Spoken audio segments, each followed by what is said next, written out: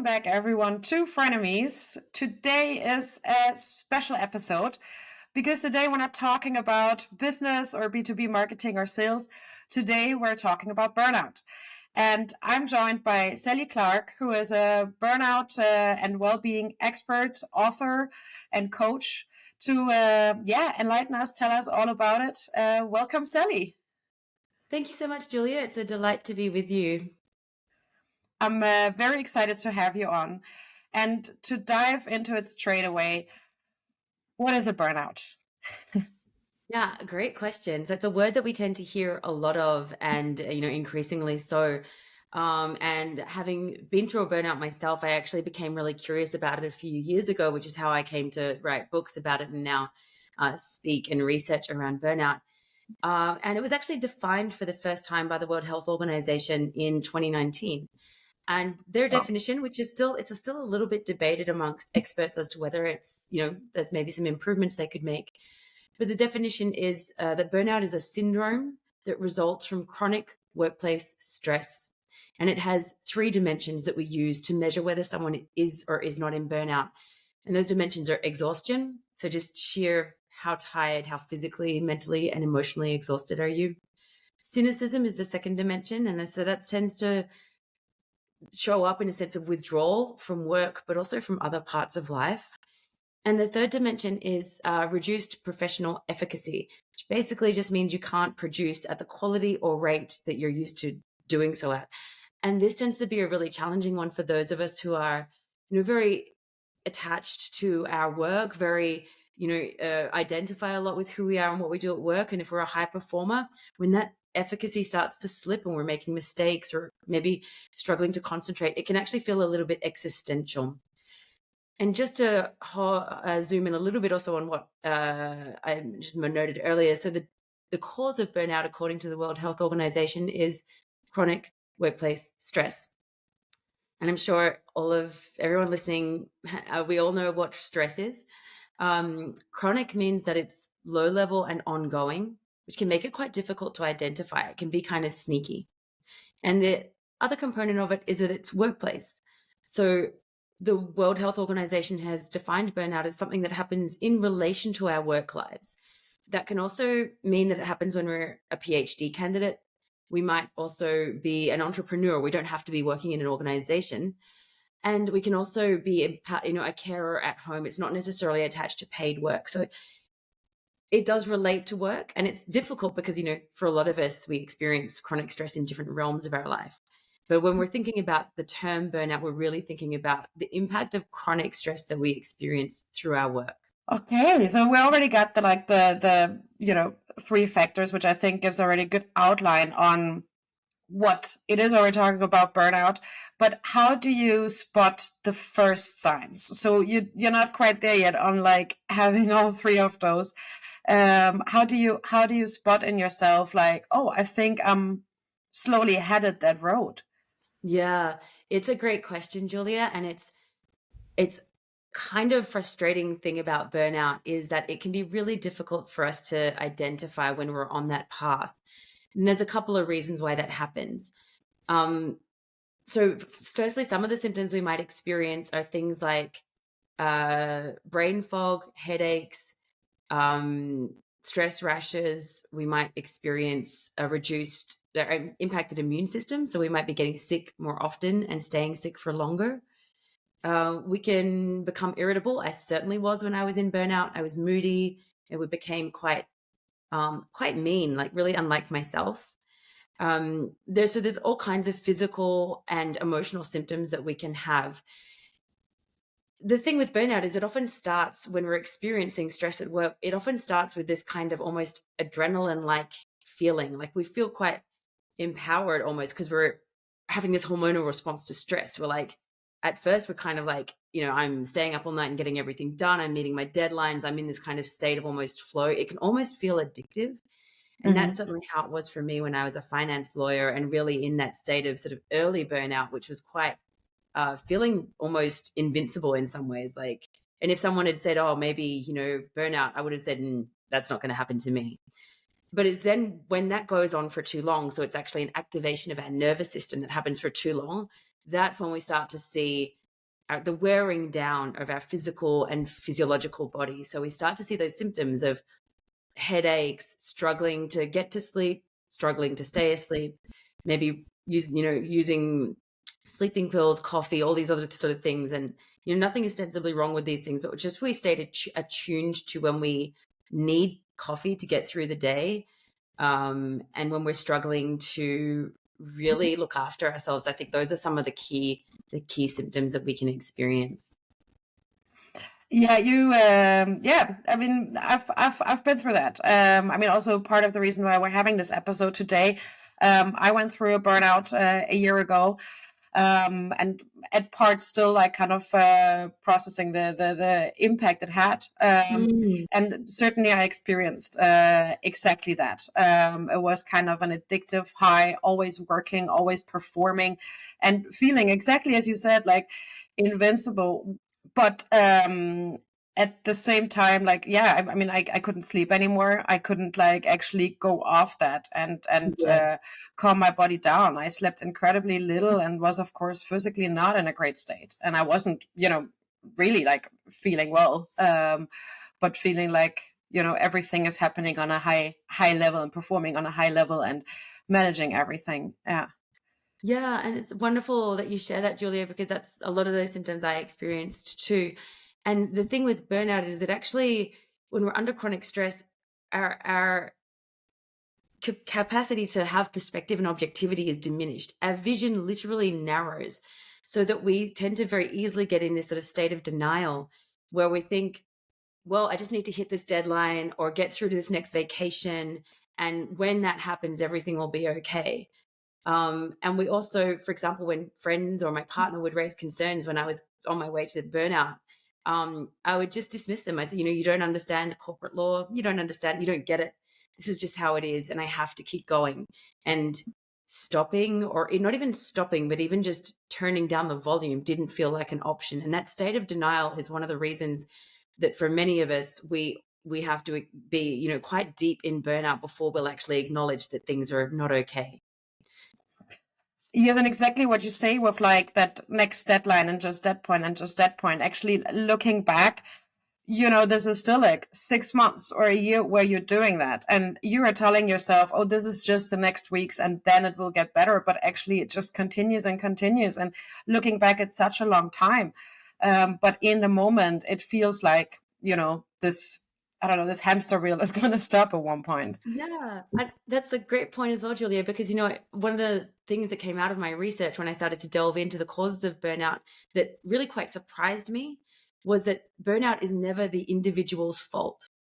And we talk often about burnout as if there's some kind of weakness or failure on the part of the individual, but literally, burnout is never the individual's fault. Burnout is your body's intelligent response to chronic workplace stress. And we are, it's a testament to how incredible our bodies are that we can override so many of those signals, so many of those symptoms, so many sort of red flags that my body was waving at me and that I ignored until I collapsed at an airport and I had no option but to acknowledge that this was no longer sustainable. So it's, I think, a really important message that we understand that it's, it can be so sneaky and it can kind of creep up on us, but it really isn't a weakness or a failure or a fault on the part of the individual. I'm very sorry to hear that you kind of had to go to the collapse to spot that, and thank you for sharing that. But ideally, and why we're talking about it today is, of course, that people don't have to get to that point. So when you start spotting these first signs, what should you ideally do? What can you do? Yeah, wonderful question. And, really anyone who's listening who feels even vaguely like any of what we've been talking about feels sort of resonant or perhaps familiar, there's 4 steps that I recommend we take immediately, to kind of intervene and intersect and hopefully sort of cut burnout off at the pass. And that's, if we take the word burnout, we remove the vowels, we're left with BRNT. So B is for breathe. And that's really about using our breath and using our body to start to reconnect with our physical signals that our body is so desperately sometimes sending us. Now, when we breathe out, we actually activate the parasympathetic nervous system. And what I mean by that, without getting too techie, it's really about allowing that equilibrium, that state of rest to come into our bodies. So we obviously can't end burnout or stop it with just a couple of deep breaths. But when we start to actually connect with our breath and with our physical bodies and start to listen to those signals, this can actually be quite a radical step for a lot of us who have studied a lot and who sort of are very intellectually driven. We sort of operate up here in our heads, but starting to really build that connection through breath work, or a nice long walk, something that really connects you with your body, feeling your body and the signals from your body, and starting to step out of that high alert state of stress. The second step is R, and that's rest. And this is kind of we see a lot about it. And I think for a lot of us, it makes a lot of sense that rest is an important component of human existence. And yet it's so tempting sometimes to just power through lunch, to do another meeting, to maybe check our emails at 9, 10, 11 p.m. And to work weekends. We push through these boundaries so often, and it takes some fierce self-compassion, I think, to start to build in these boundaries, to really prioritize healthy sleep, but also taking mini breaks during the day and making sure that when we're on vacation that we truly are. We're really not working at that time. The third is N, and that's nourish. And this is kind of like, I really love nourish because it's really not just about what we eat and drink, but nourishing our systems, nourishing who we are, nourishing our brains, which means being really mindful about the information that we take in, whether it's through news media, social media, the people we surround ourselves with, and the environment in which we live. So really ensuring that whatever we're consuming, in whatever way that happens, that has a nourishing impact for our bodies and our well-being. And finally, T is for talk. And this is really the most important starting point, I think, if we're looking to avoid burnout, and certainly when we're looking to recover from burnout, we need to reach out. Humans are innately social creatures, and it is a basic psychological need that we have to connect with others. Burnout can be a very isolating experience. And I think we've all experienced to some extent in the last few years what isolation might feel like. So really reaching out, and whether that starts with a trusted friend or a family member, it can also be very helpful to work with a coach or a therapist, but really just starting to acknowledge to ourselves and to others that we're not okay, that things need to change. When I collapsed at the airport, Julia, it was both one of the most terrifying moments of my life, but also one of the greatest sense of relief I think I've ever had, because I was so afraid of actually having to do the work to acknowledge that things weren't great and to change my life as a result. But it was also so freeing and liberating because it meant that I was actually acknowledging the truth of what was happening to me. And when we have those kind of moments, I think they can be transformative. Yeah, and I think this is also a big part in bringing awareness and having these conversations, because I at least feel like the more I open up about what I went through, and unfortunately I'm first doing it like afterwards, and I wish I would have done it throughout, but that's where you notice that I think all of these symptoms are so normalized in society, in work culture. So actually talking about, hey, this is what I went through or I'm going through, can help to actually take that normal part of, yeah, but we all have stress, and that is great, and this is how it's supposed to be. Take that part out and be like, but is this really, and do we really, is this how we want to feel? Like, just in general, is this how our body should feel? Like, are there other ways I would maybe want to yeah, feel healthy and strong and not driven and close to collapse, right? Yeah, and I love that you mentioned that, because it's something I've been thinking a lot about recently, and throughout the research, but particularly recently, we have come to a point where like chronic stress is almost normalized as part of our work culture. And even I love there's so many hilarious memes about work and stress and this kind of drudgery that we experience. But I also sometimes feel like we need to be really careful about using this kind of language and make really normalizing this idea that to be successful we have to be exhausted, and to have a happy life we need to be giving everything that we can possibly to work. And I think if we zoom out a little bit and we actually have the courage, I think, to reframe a little bit what actually matters to us as humans, and we think about questions like, when I look back, how will I want my life to have looked? And, that was a really important reframe from me, from going from being a finance lawyer who was working 70 to 80-hour weeks. That's not necessarily bad. And I know people who do that and are very, they do so in a sustainable way because it's what reflects their own values. But when I realized that wasn't who I wanted to be, making mindful adjustments to start to lead a life that is not according to someone else's ideas and priorities, and not just what society dictates as being an idea of success. There's some level of that takes courage, that takes energy, which means we need to have been somewhat recovered and sort of healed from burnout in order to start to make those decisions.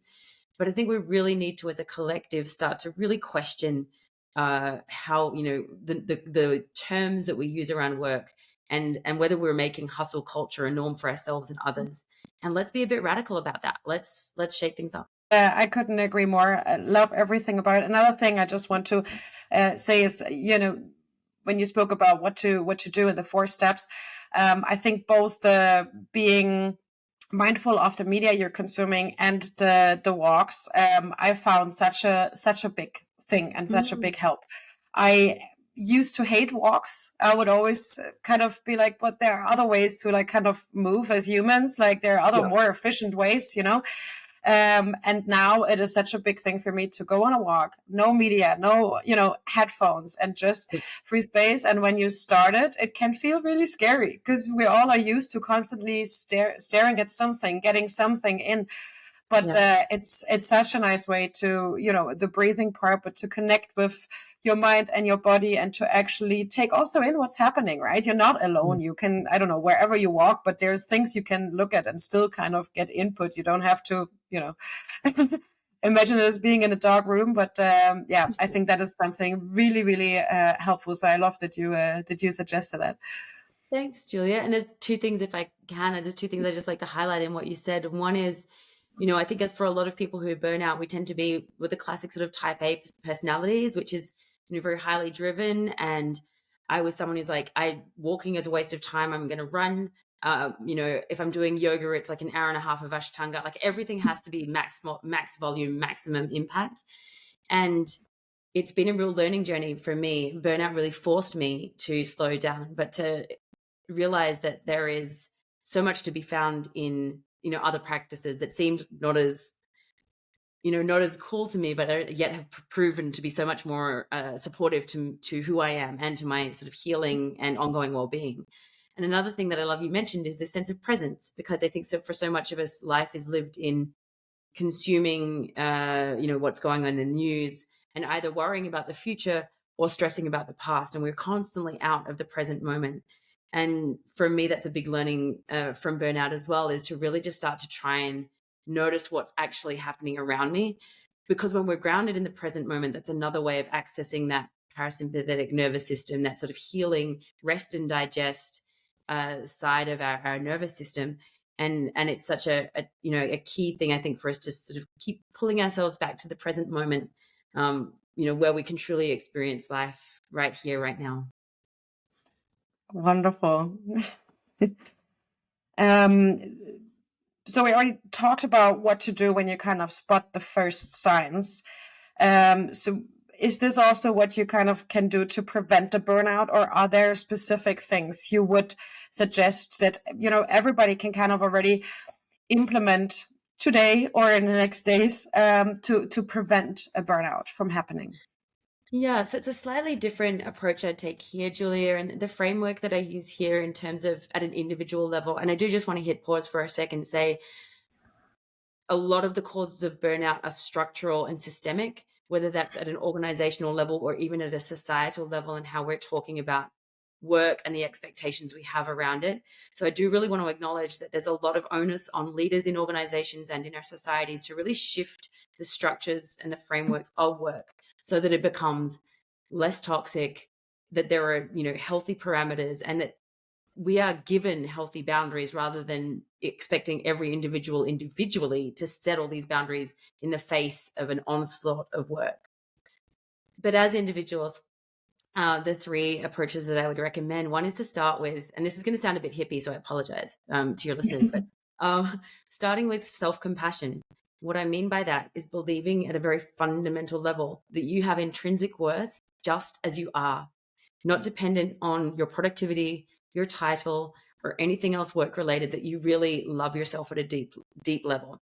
And if that feels like a struggle for you, then it's really helpful to talk to a therapist or a coach to start to really develop that fierce, sense of self-worth so that it doesn't become dependent on work or on our achievements.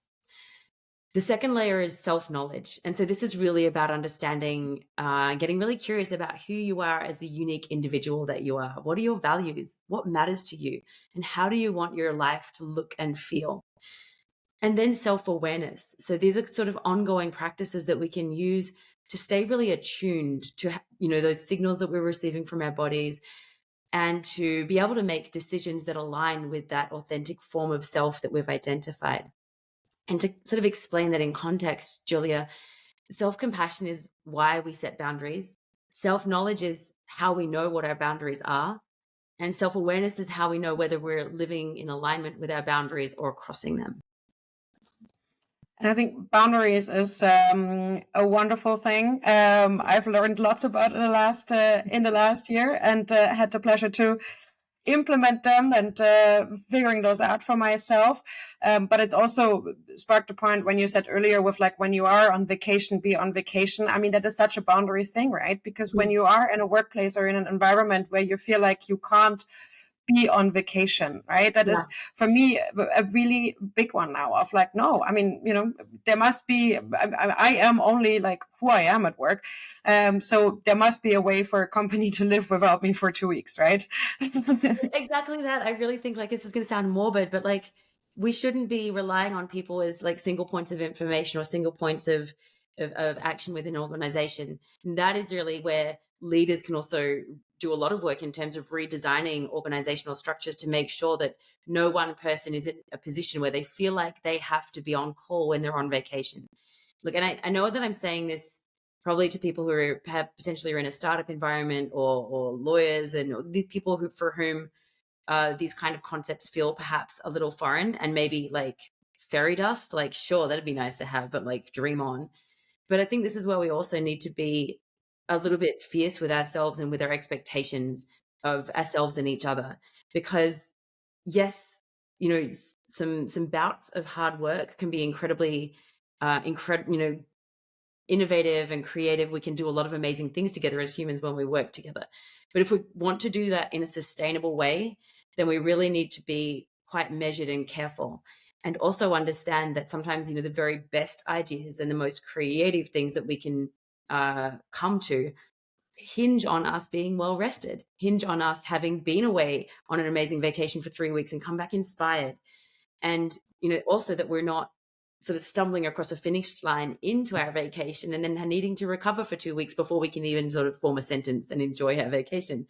So this is where I think it's a lot about us as individuals really re-examining our ideas about work and our ideas about our own self-worth, and leaders and teams and organizations looking at what can we do to develop really healthy ways of working together and collaborating and creating a really healthy culture so that people have a sustainable career. They want to stay with our organization, and they're also not sprinting to a finish line and collapsing when they get there. And exactly as you mentioned that, we all know that a lot of times you go on vacation and you get sick, right? Like, basically, would you say that is already kind of a first like sign of like, the point where you hit vacation or weekend, your body basically collapses? Absolutely, Julia. And again, a lot of the symptoms that can come up in burnout, it's not necessarily a sign that we're in burnout, but it is a signal from our bodies. And I think we need to be really sort of, treat these signals as data. This is an interesting little piece of data that my body is giving me. I'm falling asleep on the couch on Friday at 8:30. Is that healthy every single weekend? Or I'm, immediately, like you say, I arrive where I'm going to on vacation and I'm sick. That's my immune system. Like, what's going on there?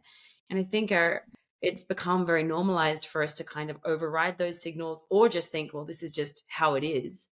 But for us to start to really have a critical lens towards those things and see them as data points and be curious about it, like, okay, this is probably not a good thing for me to be repeatedly experiencing. Let's have that curiosity about it and have conversations about it as well, and start to shift how we think about what has become to some extent normalized in our work lives. I love that point of thinking of it as data. I have never considered it, but as a marketer who loves data, that is genius, because it takes also this part out of just comparing it to everyone else and actually looking at it on an individual level, because these things are individual and they're happening to us as individuals. So at the end of the day, you can't take charge of how other people deal with it, but spotting in yourself, what does this do to me, and is this good for me or not, is such a massive step to get to self-awareness and self-worth Yeah. as well. Thanks for highlighting that, Julia. And look, I'm not sure what your experience was, but for me, I went through a lot of shame about having burnt out. And it's something when I've talked to people in my research around burnout, it's a common denominator, because we have this belief, conscious or otherwise, that it's us failing on some level, which is completely, to reiterate, completely untrue. It is not failure or weakness, but it is still stigmatized in our society. So I think if we can see those data points and respond to them with almost the same, lack of emotion as we would to some marketing findings or whatever, and be like, oh, this is some interesting data. What can I do with this? Rather than I need to cover over that because this is not normal. Or this is shameful. I don't want others to see that I'm not fine. I mean, I think for me, a big point also why I couldn't really talk about it at the point I was going through it is that at that point I wasn't actually aware that I was having a burnout. And I luckily didn't reach the point of like full collapse, but I do, looking back, know that I don't think I was that far off that point. Wow. But so I did a lot of changes in my life, and at first, like, later, while those changes were happening, figured out, oh gosh, that is what I went through. Yeah. That is what I had. I couldn't even name it, or didn't know enough about burnout to actually understand that is what I went through. Yeah, and I think that's such a wonderful point, and thank you again for your candor in sharing that, Julia. And I think it's, for those of us who are feeling well, I think it's a real matter of not just for ourselves, but for other people around us, to do two things. And one is to really fiercely prioritize our well-being, to really set those boundaries. And it doesn't have to be in a harsh, like a huge wall. It can be a permeable boundary, and it can be an act of kindness also to others to set that boundary. But starting to look after ourselves as a sort of the top priority, as a starting point for how we lead our lives. And also, then being vulnerable about what we're going through as well. Because even, honestly, this weekend, I realized myself that I'd been experiencing some chronic stress. And it was this like this moment again of that shame of like, oh my, like I work in this every day. I talk about burnout all day. And there I was realizing that I've been in a state of chronic stress. And, luckily I caught it much earlier than I have previously, but it is something that it is always challenging. We're constantly given the message from social media, from, almost everywhere in society, that we should just keep going, override our own needs, override the signals from our body, and just push through. So I think the more we can talk about it, and the more we can allow ourselves some rest, some play, some connection with other human beings, and these different, needs that we have as humans, even in the workplace too, we can really start to shift that work culture and shift how we experience work, and hopefully reduce burnout as a result. Yes, and I do think that things are getting better in terms of, like, especially when you mention vulnerability and I'm sorry, vulnerability and boundaries. I do think that is something that more and more people talk about. But sorry, I needed to go back. I had another point. Oh, but it really feels like in society, or especially business culture, that Mhm. You really need a stamp of approval to say you had a burnout. Like, I think when you read stories about people having a burnout, it's like, the CEO or, always this like very prestigious person with a prestigious role. And then people go like, oh yeah, that makes sense because like, he Yeah. or she is at that level. So it nearly feels like, oh, you can't go through that when you are younger, when you're not on like sea level or you're not in this and this like prestigious or recognized job. But obviously, like you can, and that is still no shame in that. And it is still, an experience you made and something, yeah, Yeah. that brought you there. Absolutely. And I think, in the most recent research so I co-author a report every year about burnout, and we're conducting the study at the moment for the report, which will come out early next year. In this year's report, we found that the highest rate of burnout was in the age category 18 to 24. And that was the first time we've seen that. And that was obviously a very dramatic finding, because this means that people who are in their first role, potentially out of after graduating, are going through levels of chronic stress so fast that they're in a state of burnout by the time they're even 25. And I think this is a real warning sign. I think for me it's a really call to action to leaders and also to us as individuals, because this is simply not okay. We That's an enormous cost to the economy, to our societies, and also to our communities. Think of the friendships that are impacted, the relationships that are impacted, the level to which we can even participate as citizens in our domestic and global issues that we care about is completely compromised when we're in a state of burnout. So I think it is something that the more, if you're listening and you feel like you're perhaps showing some signals for yourself, but also for everyone around you, your honesty and truth in starting to listen to those symptoms and signals is in service of everyone. It's really important that you do it for not just yourself, but for those around you. And I think if we can start to open up and have those transparent conversations, it can be transformative as individuals and also for our community, for our workplaces. Would you say that also seeing these numbers of, actually the groups where burnout gets, the numbers get higher are younger groups, that might also be related to that they are generally have a higher self-awareness than we have previously seen, like in the, past decades and hundreds of years? Yeah, I mean, I think I'm Gen X, so I'm like way old. But I'm really excited when I work with young people, because I really feel that there is a changing narrative around what work should be and what we should expect from work that is potentially revolutionary in a really amazing and awesome way. And I think, part of my mission is to really support as many young people as I can to see and acknowledge those signals, so that they put themselves in a position to be the leaders that we need to change work in 10, 5 to 10, 15 years from now. So really a lot of what we're talking about now, which might feel sort of weird and a bit out there, is actually completely normalized. And so I do feel very hopeful that the changing nature of the discussions around work, and also how much we derive our own identity from our work, that there will be increased just pushback on that people want to have. We don't want to wait until we're retired to have our good times. There's no guarantees in life, we all know that. So starting to look at how we can actually build lives, of which work is an important part, but lives today that are energizing, engaging and inspiring to be a part of. Not that it's some kind of like just, candy fest or something, but it's like we can actually enjoy our day-to-day life starting now and not delaying that as perhaps previous generations may have.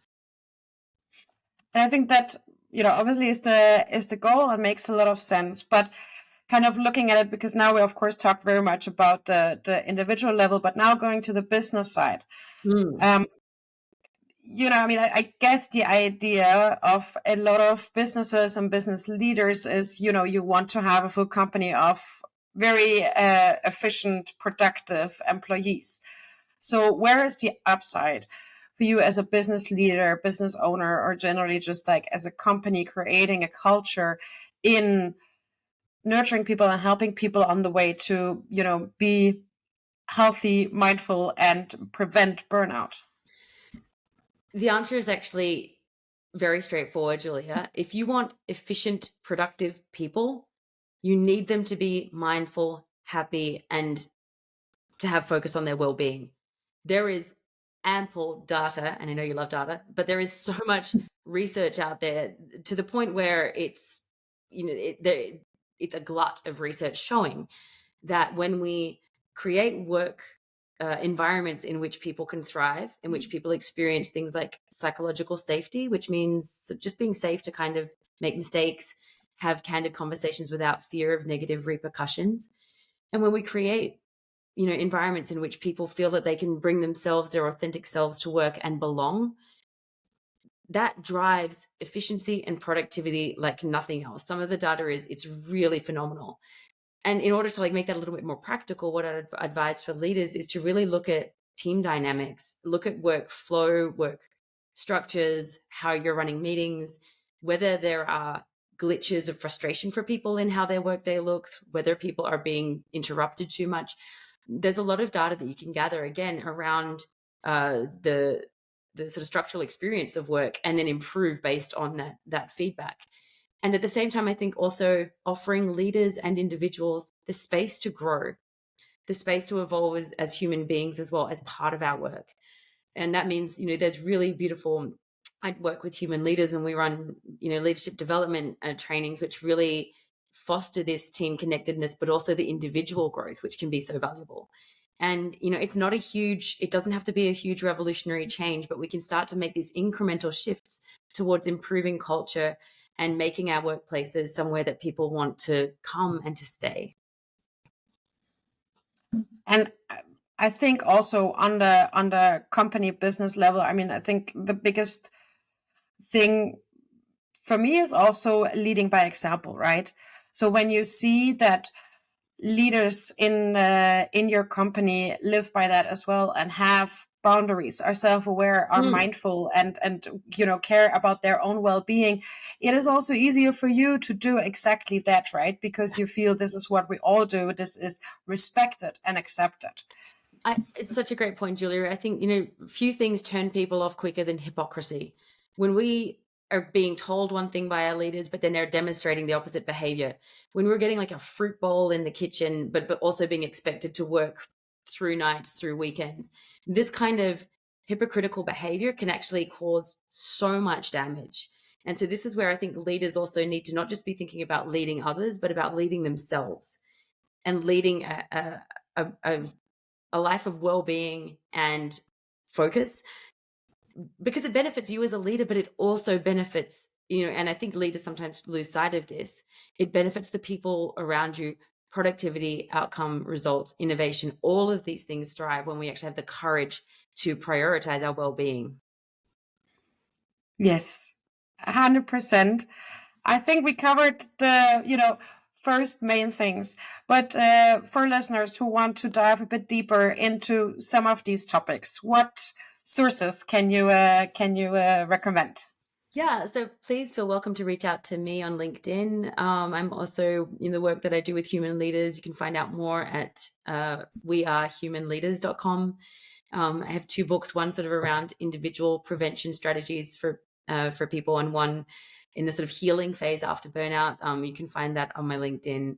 And please reach out. It's such as you can probably tell, it's a conversation I really love having. I feel like it's really important to be talking about these things. And if you're interested, then please, let's absolutely continue the conversation. Wonderful. Thanks so much for joining, Sally, and sharing these things with us today. And have a lovely day. Thanks so much, Julia. It's been so much fun chatting with you.